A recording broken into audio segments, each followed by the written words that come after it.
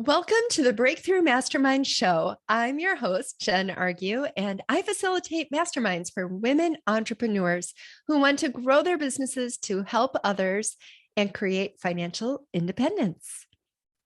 I'm so excited to invite Heidi Lowe to the show today. Heidi is a member of my mastermind, and she just renewed for another year, and I'm so happy about that.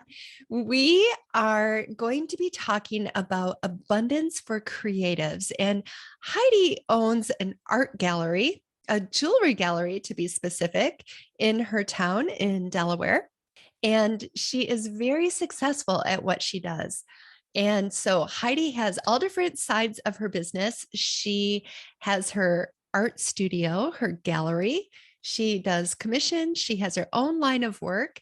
She does a workshop for all different types of workshops where the community can come in and design jewelry together and walk home with a beautiful piece that they made themselves.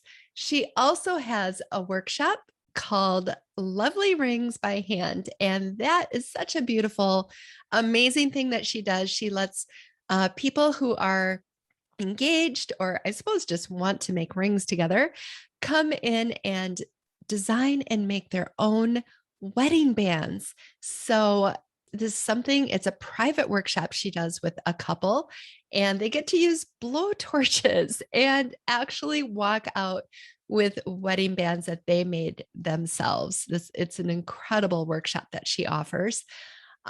She also does coaching for artists to help them build successful businesses. And she has a workshop that she runs once or twice a year called Abundance for Creatives. And it's coming up January 22nd, I believe. So very soon.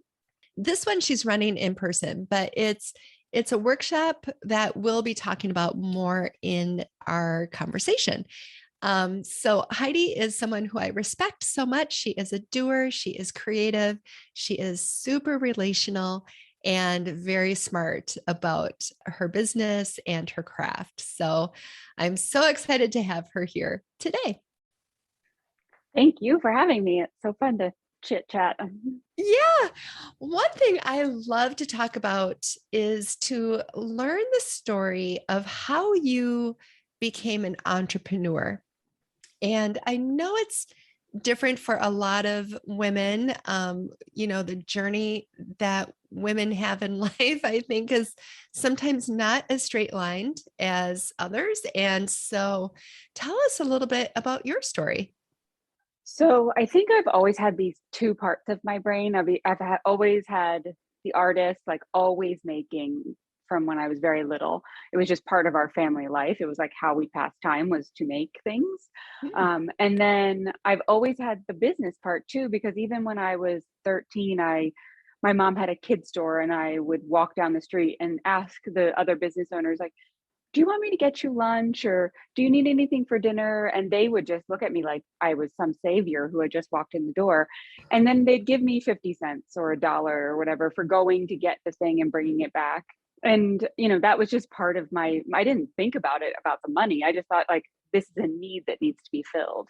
And Mm. then later on, I would make earrings and I would go down to the 10 shops down the street and I'd say, here's this screen that I stole from my mom that looks pretty and all the earrings are on it. And the whole screen is $100 if you'd like it. And they were like, yeah, sure. And I looked at them like they had three heads because I was like, you mean you're going to buy this?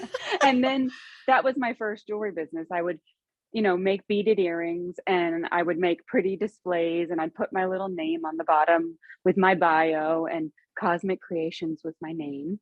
Ooh.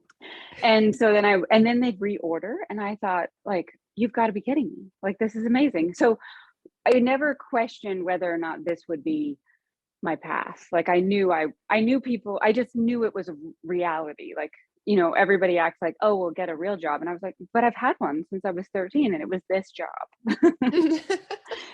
So, And what I love about that too is that it was a natural outpouring of you. yeah, it You was very natural. And how we say entrepreneurship is always solving problems for other people. And you were doing that from the beginning at a Yeah. very early age. Yeah, and I could see that, my mom was hungry and she needed food, so why wouldn't all of these people? And they didn't have a 13-year-old kid who could walk down the street, so it was a very easy thing, and making jewelry was just something that I couldn't help but do, so Mm, mhm, that is amazing. Did you know when you were, because I know you went to a college, did you go to an mhm. art college or? Yeah, I went to Maine College of Art in Portland, Maine. Okay. Did you know when you were in college that you would have your own jewelry business, or did you think maybe you'll go work somewhere? I made my first ring in high school. My high school professor, he had all of the tools for making jewelry, like metalsmithing. And so I begged him for 4 years. And finally, my last semester, he was like, fine, just go in the back and hammer on this piece of silver. And I think I hammered for like 4 days, like 4 days straight. He was just like, she'll get tired. Someday she'll get tired. And I was like, oh no, I don't get tired. Like this doesn't happen. And so he finally he realized like she's not going to get tired, and here I am today still making rings. And so that was my first intro to jewelry, and like once I soldered it was over. I was like, you mean I can like make magic happen here? Like, are you kidding me? And so I would my whole world, like I can make this beautiful, meaningful, like I can put whatever I want into it and then give it to a person, and then they take that feeling with them, and then that is like imbued in this thing. Like I was just blown away. I Mm, was like, jewelry is the perfect gift giver, and mm, I love gift giving. So by the time I was going to college, I already knew I was going to Maine College of Art because basically I had a really good view of the harbor from my studio, and so I already knew I was going there. And really I just ended up, you have to take core classes, and I took all the core classes, but I knew I would end up in the jewelry studio.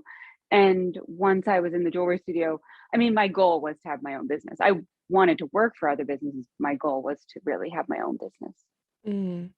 I love that. And I love how you were talking about how you put all this meaning and this Mhm. feeling into what you're creating, and that somebody else gets to have that.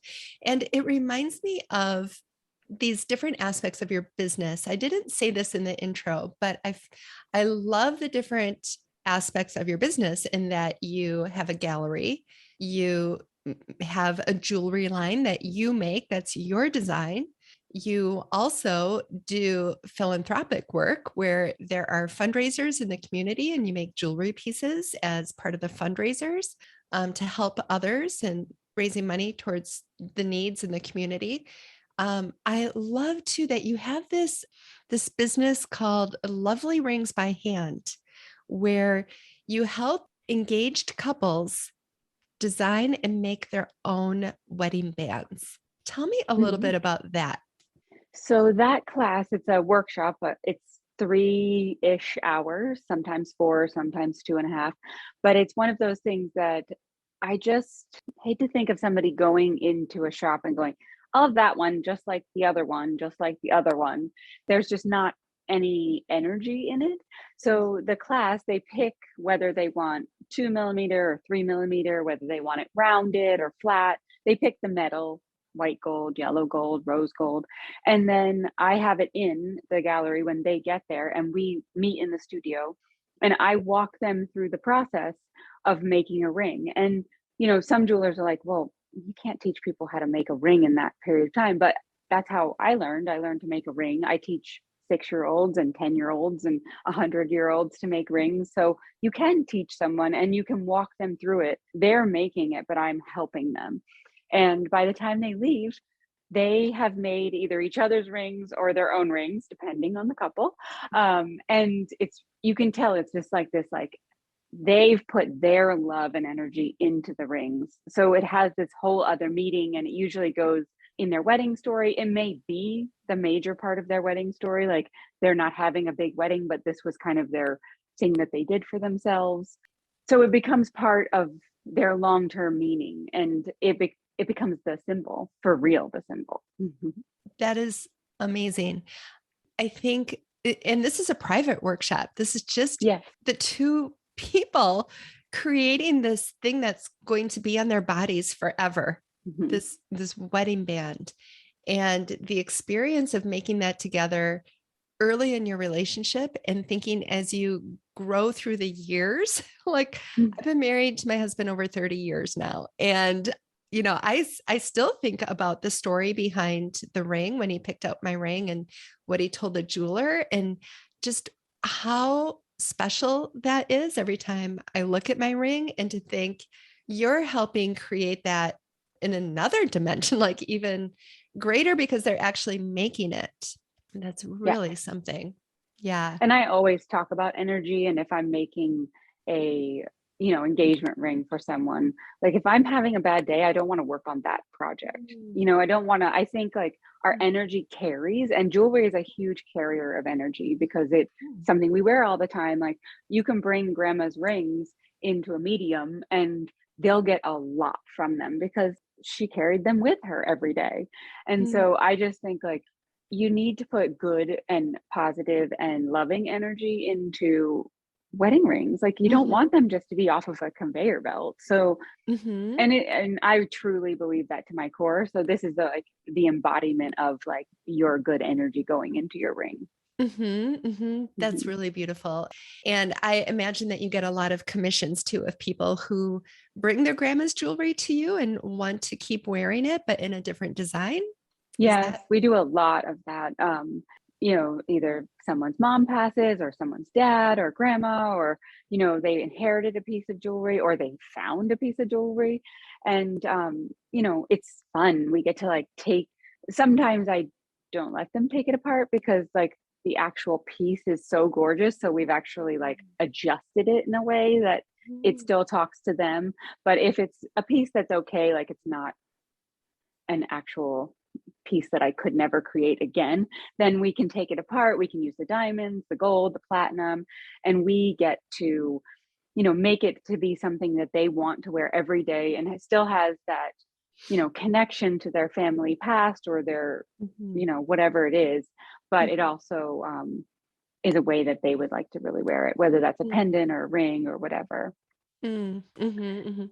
So as we talk about, the different parts of building a business in a successful way, I often see it as there are two different skills. There's the soft skill and the hard skill.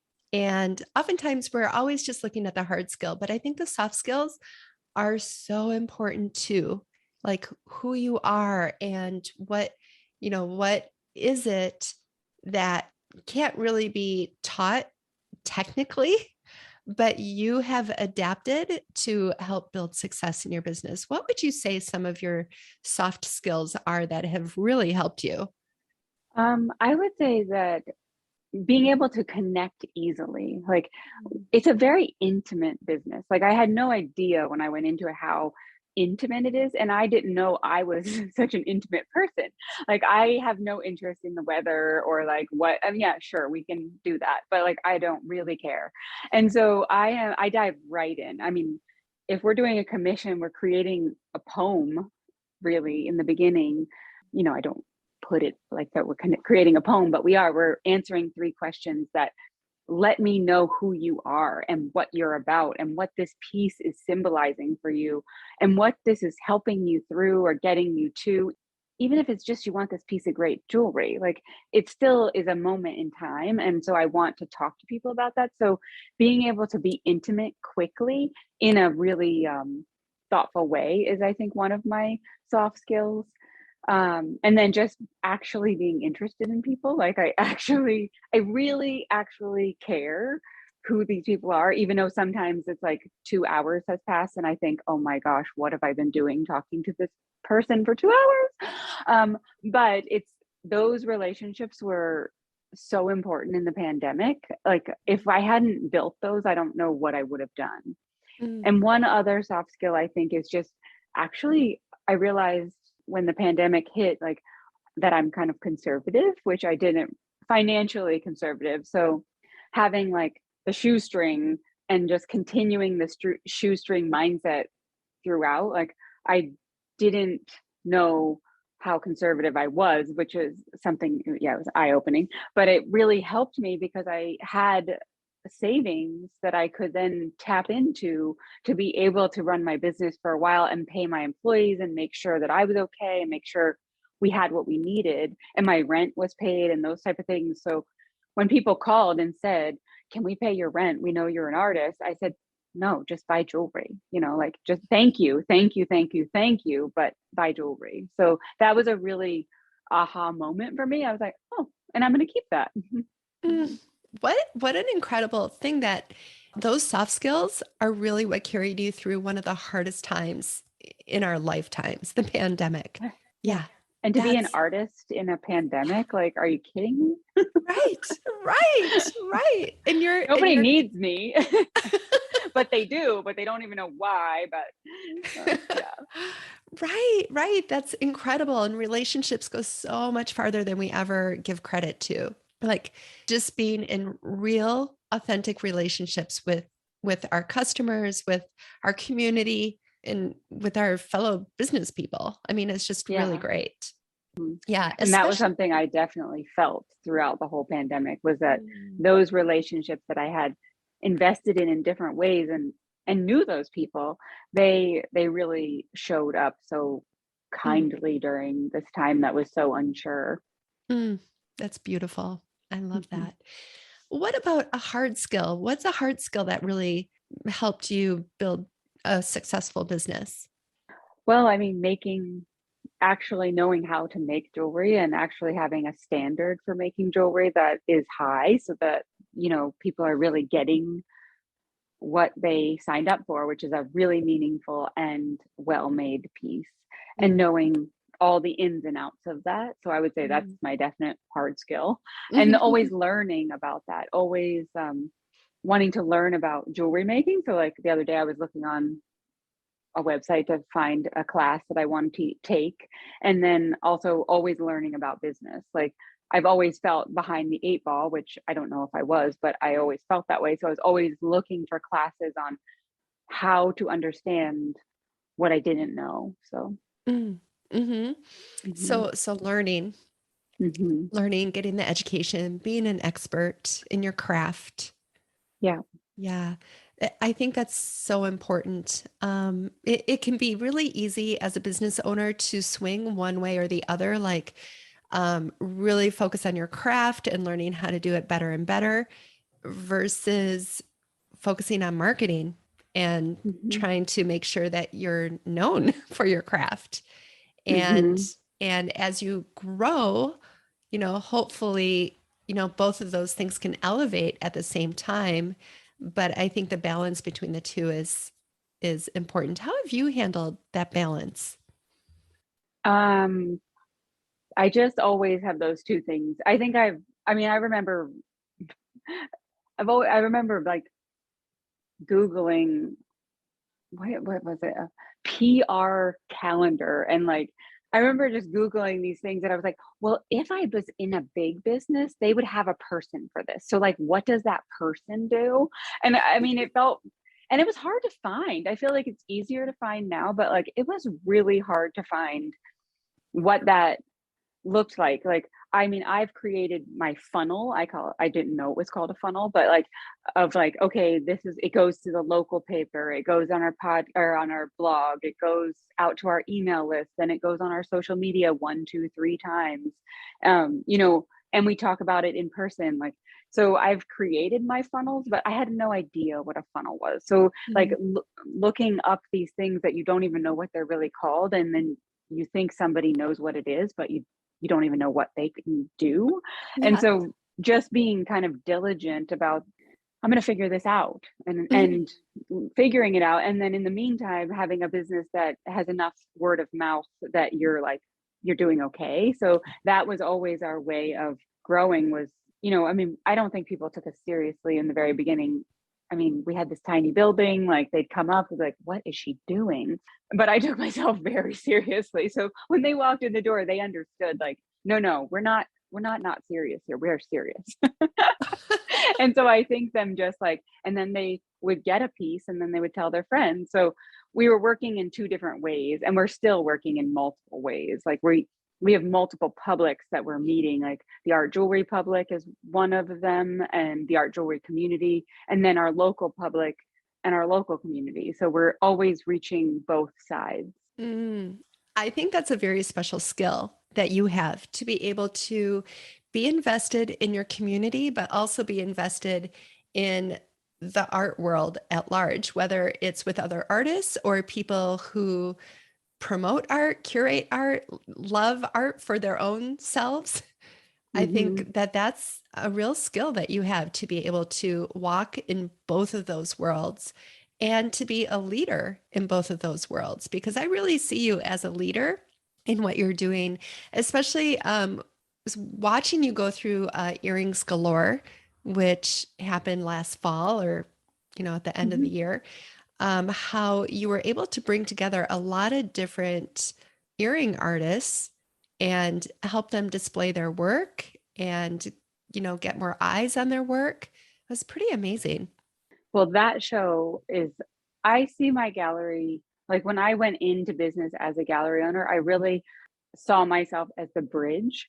Like I didn't want to be only in the art jewelry world and only speaking to people who are buying like $5,000 pieces or $50,000 pieces. I really wanted to walk people into art jewelry. So to like have them understand that the piece can be more than the value of the diamond and the value of the gold, or it can be more creatively driven or more meaning driven than just, the value of its materials. So I see myself as like this little bridge. And I love the art jewelry world. I love the pieces and the thoughtful artists that we show. I mean, they are some of the most thoughtful artists in the whole contemporary art world.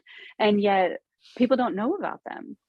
It's crazy. I'm like, they don't even know that art jewelry actually exists. So I want to take these people who are coming in maybe completely fresh and walk them across so that they can like get a glimpse of like, oh, what's happening over there. And then as they come in, one, two, three, like they're like, maybe I can't wear that, but it's cool. And then maybe they get to like, well, maybe I could wear the earrings. Like maybe those, they're colorful and maybe I could wear those. And then eventually they're like, oh, what's that about? Like, what's she doing there?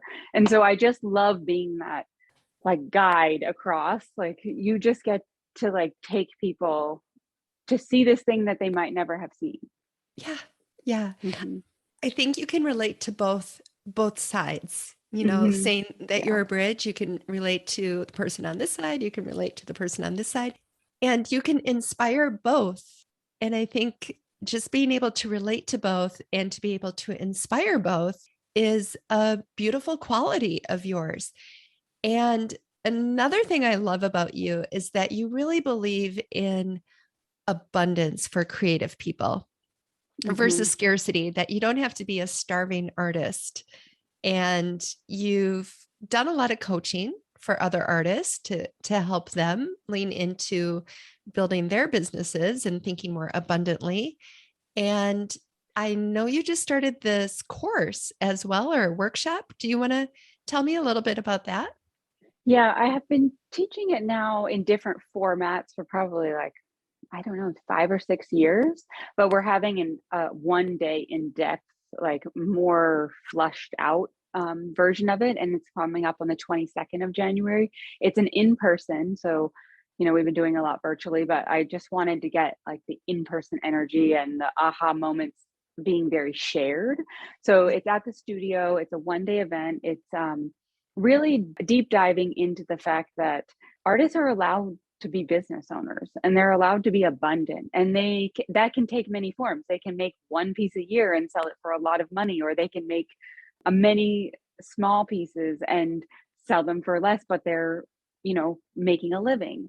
And so really talking to artists and talking to them about what people ask them, like, well, are you going to get a real job? Or your parents who are like, is this a job? Like, and so like really getting them comfortable with the answers to that, and getting comfortable with themselves and what their issues or what they were told about money, but then also what they do with time and who they are. Like, I mean, core values. When I had that exercise and did that for the first time, I was like, oh, this is why I do this the way I do it. This is why I'm so interested in the gift, because that's just part of my core value of connection and generosity. And so like these aha moments that happen in this class. And I took an IPEC workshop, which is a year long in coaching. So it's a very in-depth classes. Some things come from there. Some things come from other things that I've taken, some things I've made up myself, but they're all exercises in like, why do I do what I do? And how do I become the best version of that and let people know? Mm. It sounds like it's both practical and an inner transformative experience. Yes, that's what I've heard. That's what I hope. And I think it's so good for creatives. Now, okay, let's just back up a second. Well, let me finish that sentence. I think it's so good for creatives to take time out to do this. My impression, I have a family member who's a creative. I mean, we're all creatives, right? But one who is specifically an artist. And I think it's so important to step away from your craft and really invest in yourself and dive deep into those things that you were just talking about. And also, like you said, you give practical tools to help the artist have conversations, respectful conversations with others, where sometimes it might be easy to feel defensive or attacked or patronized or whatever, but it gives you, it empowers you to be able to hold a conversation that really shows respect for your craft and helps others enter into that as well in your mission. Yeah. Okay, so this was my question. How would we define creatives? If your workshop is called Abundance for Creatives, who is that for? I defined it as, artists, like artists who are dealing in any version of art. So high end or, only dealing in galleries or museums. And then those who are going to fairs or working, have their own shop. But what I realized is that other people wanted to take it. So I didn't, I didn't limit it to that. And then I had people who are restaurant owners take the class and people who are, they're a lawn care person took the class and a yoga teacher and an artist and a dog trainer, so like, I was like, wow, this was a little different than I expected, but it was, all of them got something and all of them have written me since then and said, my trajectory changed when I took that class. I took the time for myself, which I think is huge and we don't do enough. And the questions you asked me allowed me to think bigger and actually look at this other direction to be able to move into it. And what I have now, maybe a year or two later, is directly related to what we talked about in that class. And that was with the restaurant owner or the yoga teacher. And so a massage therapist, we created packages for her. And so what she's selling now is totally different than what she was selling when she took the class. So it was way broader. I think you have to be creative to have a business. Mm-hmm. And so, although I know you're supposed to be talking to a niche market, they just invited themselves and I was happy to have them. So I think that's exactly the way it works, right? When we speak to everybody, no one listens, but when you pick a niche, all of a sudden everybody listens. Yes. Yeah. It's so funny, but it's every time. Mm-hmm. Yeah. Yeah. Oh, I love that. Okay. So as we wrap up, I want to thank you so much for joining me today and sharing all your wisdom. I feel like the things that you talked about are so important for people with any type of business, brick and mortar, service, online, all of the above. These principles are so good and so solid, and they have proven themselves to you by getting you through the pandemic in a great way, and you're still growing. And every year has been stronger and stronger for you, which is such a testament to you and the focus that you've had. So thank you so much for sharing that. Also, how can people get in touch with you, whether they might be an artist and want to take that abundance class? Maybe they stumbled upon us somehow and are getting married and want to do wedding bands or have a commission jewelry or just want to dive into your own line of jewelry. How can people get in contact with you? So the easiest way is just the website, HeidiLoweGallery.com. I'm on Instagram and Facebook and other places as Heidi Lowe. But I'd say that the website's probably the easiest, HeidiLoweGallery.com. It tells you all of what we do, and you can check out earrings galore on there and different things. So I love that. Great. Thank you so much, Heidi. thank you for having me. It's such an honor to chat all in the afternoon today. Wonderful. I'm so grateful that we had Heidi on the show today. All the links to her website and her workshop and her social media accounts will be in the show notes. And if you are looking for more support, challenge, and inspiration in running your online business, I would love to have you apply to my mastermind. Check it out at jenargue.com.